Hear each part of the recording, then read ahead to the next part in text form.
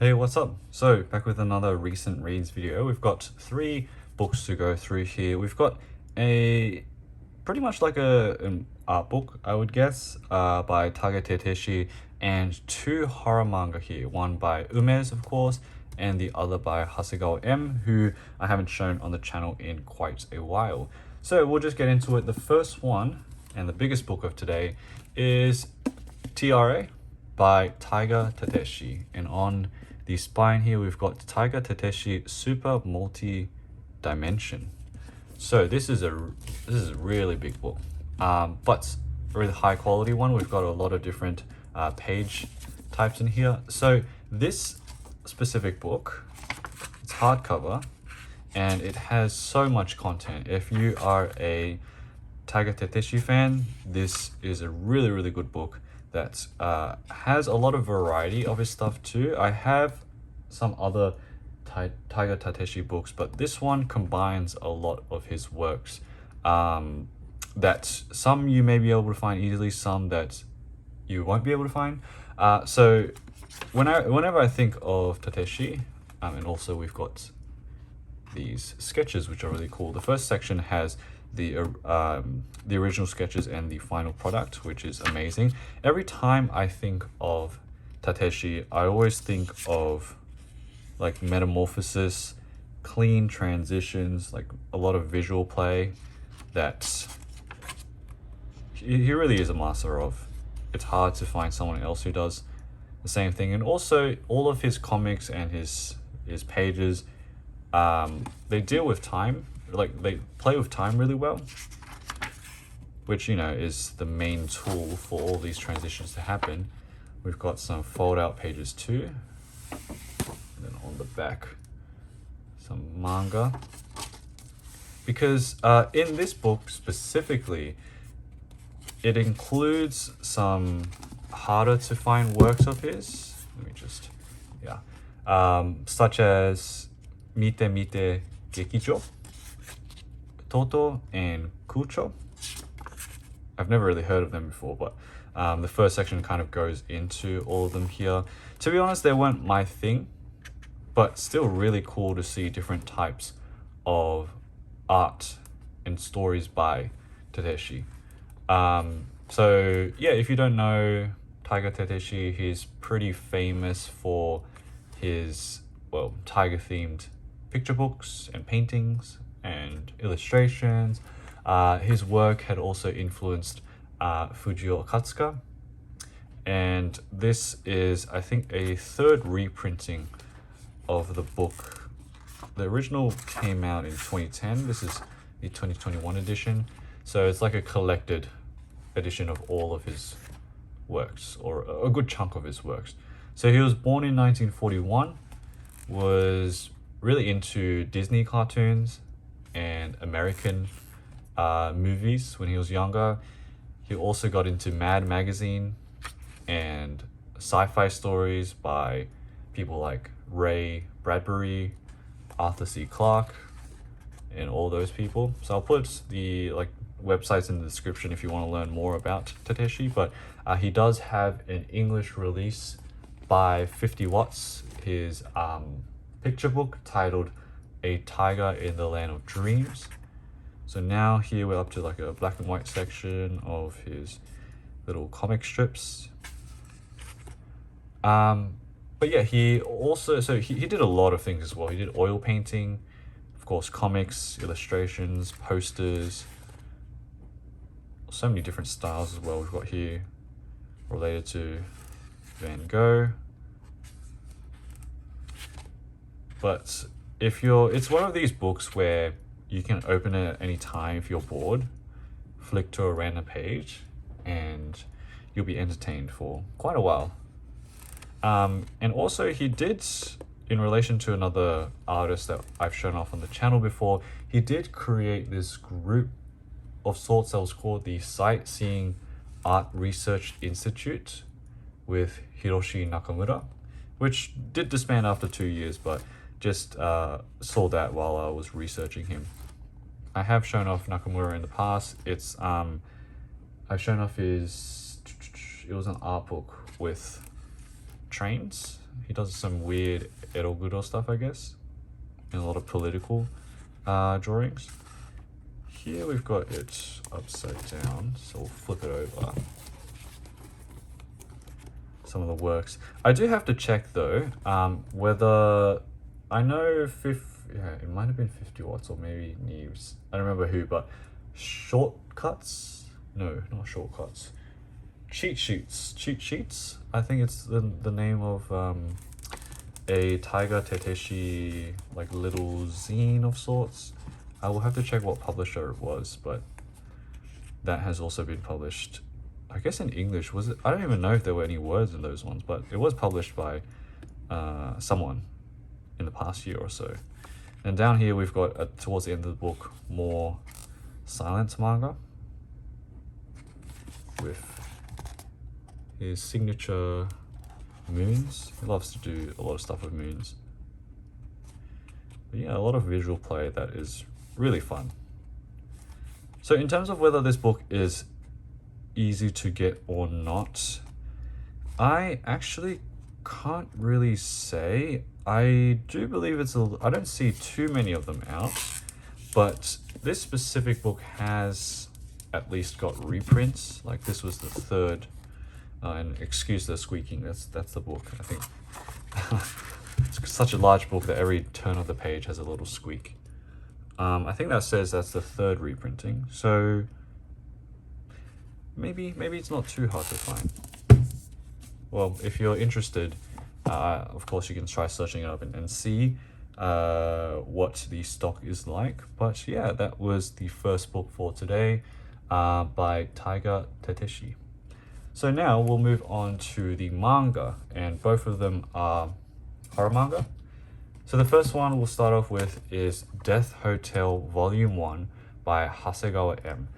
So a long time ago last year, very early during since the start of the YouTube channel, I did do a video on Hasegawa M. I did some other works of his. This one is the only other manga of his that I didn't show, and unfortunately I think this has been cancelled because this is only a volume 1 and there hasn't been a volume since. It was published when 2020, so since then he hasn't really put out any other volumes for this, so I do think it was cancelled, which kind of sucks. But this specific one is a weird one, and when they say hotel they mean love hotel, so we'll see whether I need to censor anything. But I kind of enjoyed this. This was pretty signature for Hasegawa M. Unfortunately, we won't be able to know what will happen for the rest of the story because it was kind of cancelled. But essentially what we start off with is we've got some weird happenings in a love hotel, and it's all centered around this woman with a weird aura around her, that she visits specifically room 303. And so throughout the course of the story we get different hallucinations and the signature Hasegawa M, like moldy monster ridden walls and stuff. And there's someone knows something. Someone knows this woman. There's a reason why she's going around and haunting, possessing people. Because we get a detective that comes through that starts to investigate things. And our main character, who is a worker at the hotel, she's weirdly connected to the woman in that every time I guess the woman appears, she gets a sense of pleasure down there, which is really weird. I don't know why. But this is another close-up of the woman, this time out of the hotel, I believe. So she's just severed someone's head.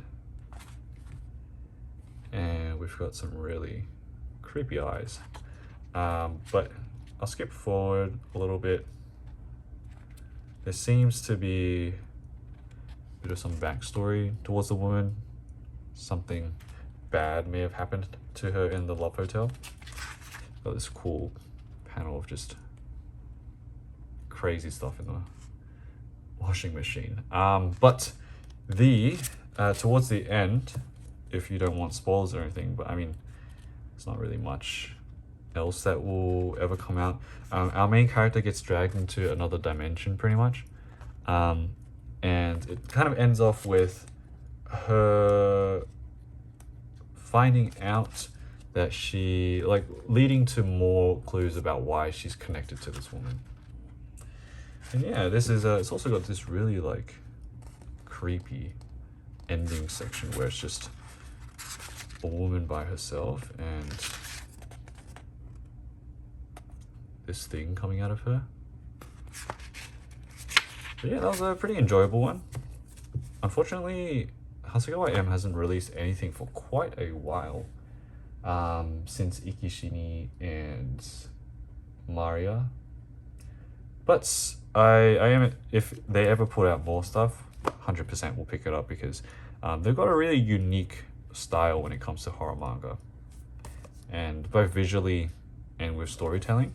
So I've enjoyed all of their work so far. So yeah, that was Death Hotel 1. Let's hope for a continuation of this series, because yeah, nothing for the past 4 years.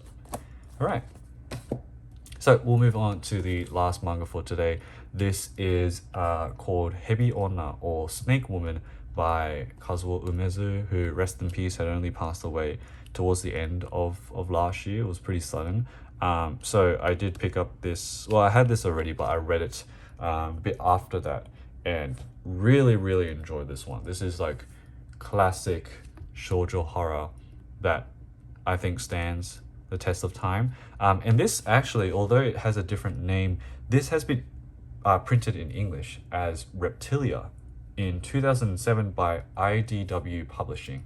So you might have seen the cover before. It's an interesting cover that they use for Reptilia, but this is the same thing. So both books have 3 short stories, and Reptilia is one of them, Snake Woman is the other, and Scared of Mama is the third. So it's just using different names for the book. And I have shown this off in a video before, in a haul video, but this is the Perfection Edition, which celebrates, I think, the 50th anniversary of Umezz as a mangaka. And we've got a textured cover where you can see the Snake Woman. So inside, also textured, like snake skin. And here, oh, there you go, you can see that there.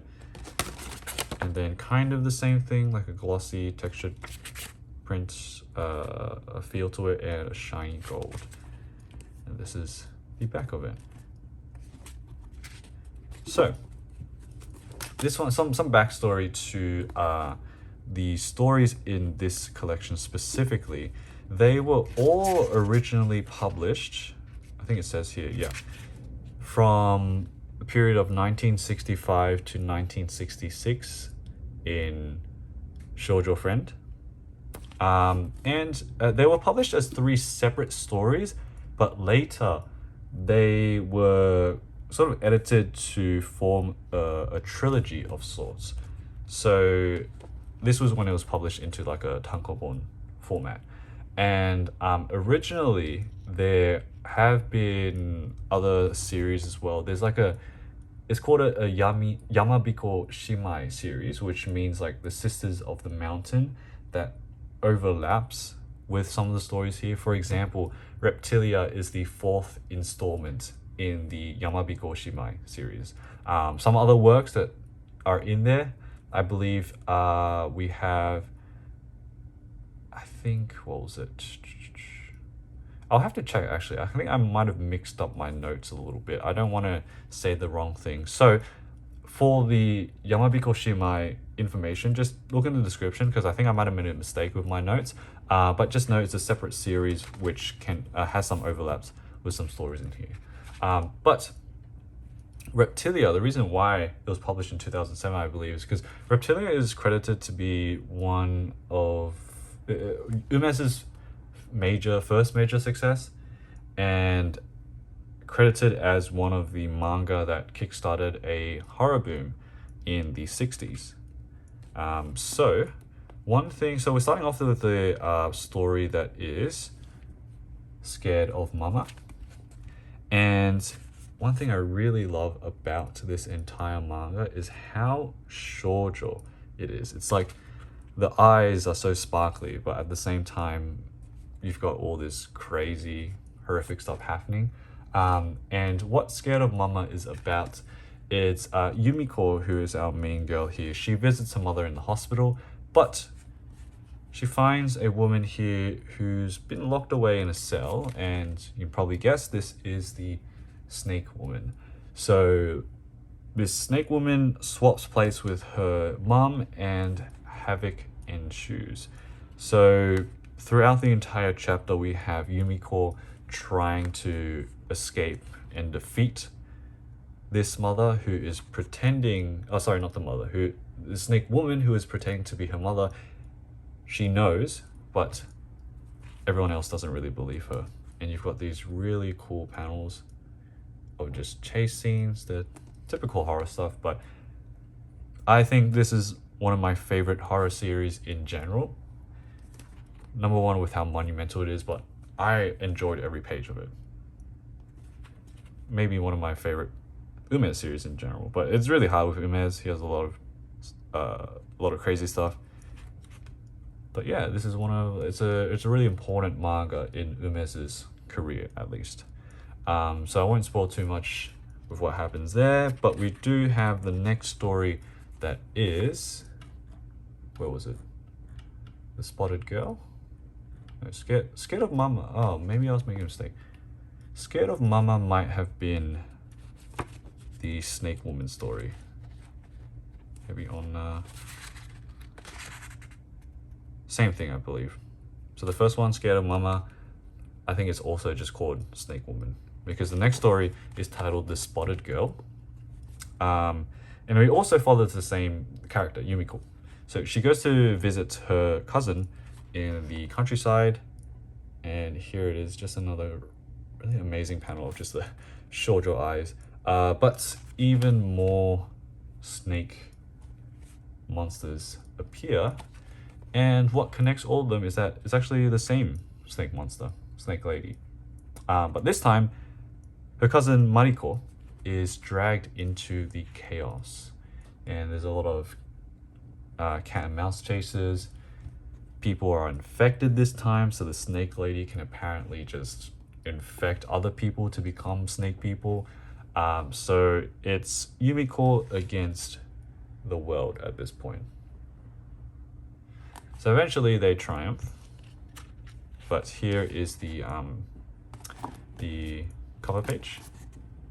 So it comes from the second story, but the use of just shadowing throughout everything is so good. It's so nice. This entire book is very satisfying. And yeah, so this is quite a long one, and quite a tense one too, because it's Yumiko versus the world. But I won't spoil too much of the ending, but here is an amazing panel by Umezz. And then we go to the last story, that is the Reptilia story.